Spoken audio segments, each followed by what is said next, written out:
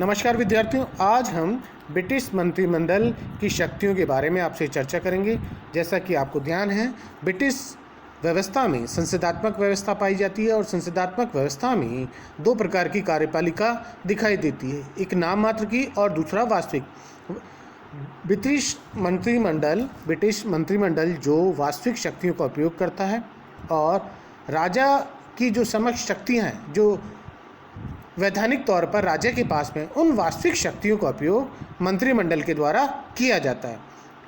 पहले ब्रिटिश व्यवस्था में राजतंत्रात्मक व्यवस्था थी और राजतंत्रात्मक व्यवस्था के तौर पर जो सारी शक्तियां राजा के पास होती थी, लेकिन धीरे धीरे ब्रिटिश व्यवस्था में लोकतांत्रिक प्रक्रिया का विकास हुआ, लोकतांत्रिक व्यवस्था का विकास हुआ। आज वर्तमान समय में ब्रिटिश मंत्रिमंडल लोकतांत्रिक प्रक्रिया के तौर पर समस्त शक्तियों का उपयोग कर रहा है और ब्रिटिश व्यवस्था में लोकतांत्रिक प्रक्रिया पूरी तरह स्थापित हो गई है।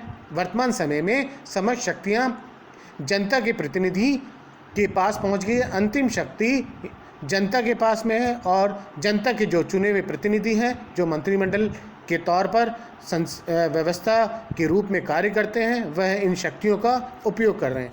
वर्तमान समय में यदि हम देखें तो ब्रिटिश मंत्रिमंडल धीरे धीरे अत्यंत शक्तिशाली होता जा रहा है और उनकी शक्ति में दिन प्रतिदिन वृद्धि होती जा रही है और उनका जो प्रभाव क्षेत्र है वह भी बढ़ता जा रहा है।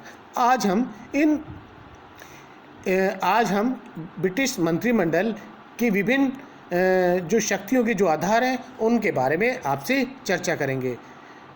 ब्रिटिश व्यवस्था के तौर पर ब्रिटिश मंत्रिमंडल कार्यपालिका संबंधी कौन कौन सी शक्तियों का उपयोग करता है, उसके बारे में हम चर्चा करते हैं। कार्यपालिका संबंधी शक्ति।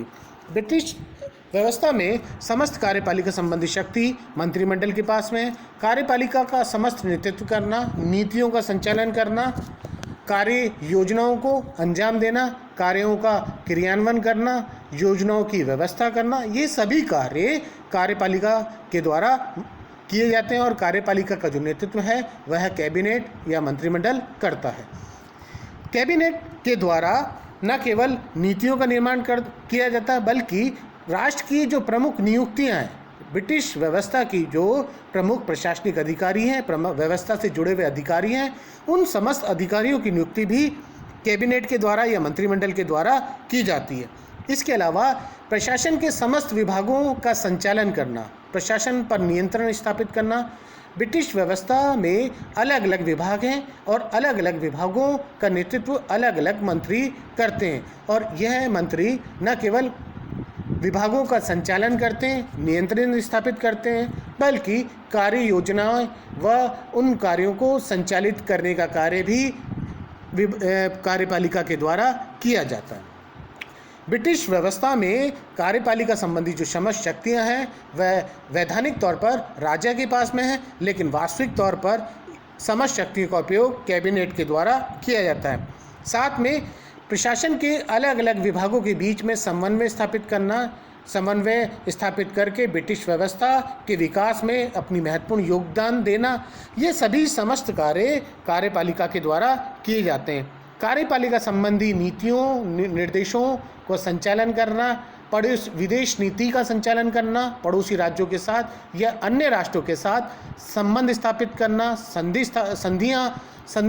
संधि को लागू करना, संधि बनाना या संधि स्थापित करना, ये सभी कार्य ब्रिटिश कार्यपालिका के द्वारा किए जाते हैं। विभिन्न प्रकार के समझौते करना, ये भी कार्यपालिका के द्वारा किए जाते हैं।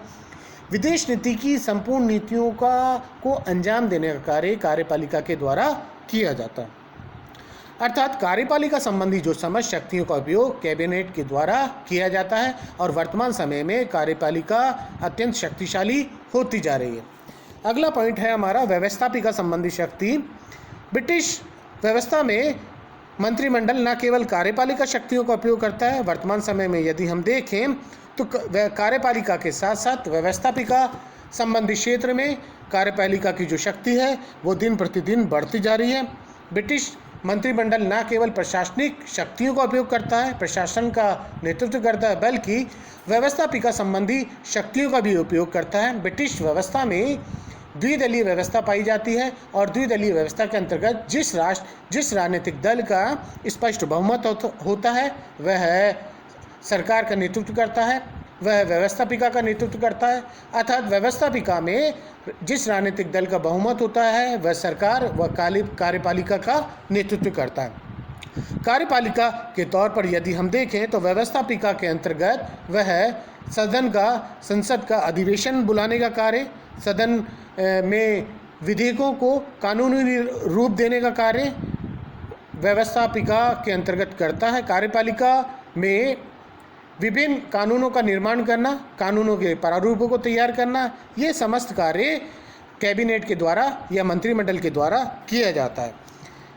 कानूनों को प्रारूप तैयार करने के साथ साथ कानूनी प्रक्रिया को समस्त अंजाम देना, विधेयकों को कानूनी रूप देना, ये समस्त कार्य कार्यपालिका के द्वारा किया जाता है। इसके अलावा राजा को जो परामर्श देने का कार्य भी मंत्रिमंडल के द्वारा किया जाता है।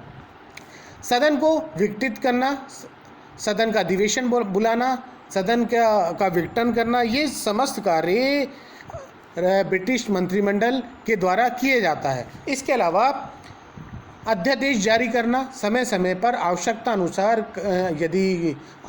जब भी आवश्यकता पड़े अध्यादेश जारी करना, और वर्तमान समय में हम देखें तो प्रदत्त व्यवस्थापन के तौर पर जब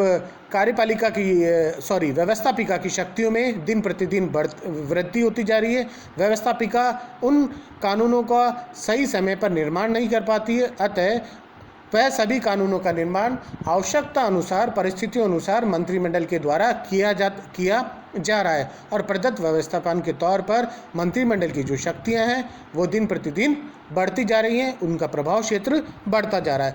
व्यवस्थापिका के क्षेत्र में यदि हम देखें तो वर्तमान समय में ब्रिटिश मंत्रिमंडल अत्यंत शक्ति लिए हुए है, उनकी शक्तियों में दिन प्रतिदिन वृद्धि हो रही है। अगला पॉइंट है वित्तीय शक्ति। वित्तीय शक्ति के तौर पर यदि हम ब्रिटिश कार्यपालिका को देखें तो समस्त वित्तीय शक्ति ब्रिटिश कैबिनेट के द्वारा प्रयोग में लाई जाती है। राष्ट्र के लिए राष्ट्रीय आय व्यय का लेखा जोखा तैयार करना, राष्ट्रीय आय पर नियंत्रण रखना, विभिन्न प्रकार की करों का निर्धारण करना, साथ में राष्ट्र का बजट निर्माण करना, बजट का संपूर्ण प्रारूप तैयार करना, ये समस्त कार्य ब्रिटिश मंत्रिमंडल के द्वारा किए जाते हैं। और ये ब्रिटिश मंत्रिमंडल के तौर पर वित्त मंत्रालय, जिसका नेतृत्व वित्त मंत्री करता है, वह उनके द्वारा किए जाते हैं। अर्थात वित्तीय क्षेत्र में हम देखें तो समस्त वित्तीय जो शक्ति है उन शक्तियों का उपयोग कैबिनेट के द्वारा किया जाता है। इसके अलावा अन्य शक्ति के तौर पर यदि हम देखें तो ब्रिटिश मंत्रिमंडल क्षमादान संबंधी शक्ति का उपयोग भी करता है। राजा किसी भी अपराधी को, किसी व्यक्ति को, किसी प्रशासनिक अधिकारी को या अन्य को यदि क्षमादान करता है तो वह ब्रिटिश मंत्रिमंडल या कैबिनेट की सलाह के द्वारा करता है। कैबिनेट के द्वारा राजा विभिन्न प्रकार की उपाधियों की घोषणा करता है। विभिन्न विभागों के विभिन्न क्षेत्रों में जो अलग अलग उपाधियां दी जाती हैं ब्रिटिश व्यवस्था में, उन सभी उपाधियों को देने का कार्य, उन सभी उपाधियों पर निर्णय करने का कार्य ब्रिटिश मंत्रिमंडल या कैबिनेट के द्वारा किया जाता है। न्यायपालिका के क्षेत्र में न्यायपालिका की जो प्रमुख नियुक्ति है, लॉर्ड चांसलर की नियुक्ति भी ब्रिटिश मंत्रिमंडल के द्वारा की जाती है। इसके अलावा विदेशों के अंदर जो महत्वपूर्ण नियुक्तियाँ होती हैं, राष्ट्र के अंतर्गत तो सभी समस्त नियुक्तियाँ, जो महत्वपूर्ण नियुक्तियाँ वो ब्रिटिश मंत्रिमंडल के द्वारा की जाती हैं, लेकिन ब्रिटिश मंत्रिमंडल विदेशों में जो महत्वपूर्ण नियुक्तियां हैं, जैसे राजदूतों की, वाणिज्य दूतों की, विशेष दूतों की, यह समस्त नियुक्तियां मंत्रिमंडल की सलाह से राजा के द्वारा की जाती हैं। अर्थात ब्रिटिश मंत्रिमंडल या कैबिनेट वर्तमान समय में अधिक शक्तिशाली हो गया है। पहले सारी शक्तियां राजा के पास में थी, राजा उन शक्तियों का उपयोग करता था, लेकिन वर्तमान समय में राजतंत्रात्मक व्यवस्था जो लोकतंत्रात्मक व्यवस्था में परिवर्तित हो गई है, लोकतांत्रिक प्रक्रिया का पूर्ण विकास हो गया है और वर्तमान समय में ब्रिटिश कैबिनेट समस्त शक्तियों का उपयोग कर रहा है और उसका जो प्रभाव क्षेत्र है वो धीरे धीरे बढ़ता जा रहा है। वर्तमान समय में कार्यपालिका, व्यवस्थापिका, वित्तीय क्षेत्र व अन्य सभी क्षेत्रों में कार्यपालिका की जो शक्तियां हैं वो धीरे धीरे बढ़ गई हैं और वर्तमान समय में उन सभी शक्तियों का नेतृत्व ब्रिटिश मंत्रिमंडल व कैबिनेट कर रहा है और उसका जो प्रभाव क्षेत्र है वह भी बहुत ज़्यादा बढ़ गया है। अर्थात ब्रिटिश मंत्रिमंडल की जो शक्तियां हैं उनमें दिन प्रतिदिन बढ़ती जो उनका जो क्षेत्र है वो बढ़ता जा रहा है। धन्यवाद।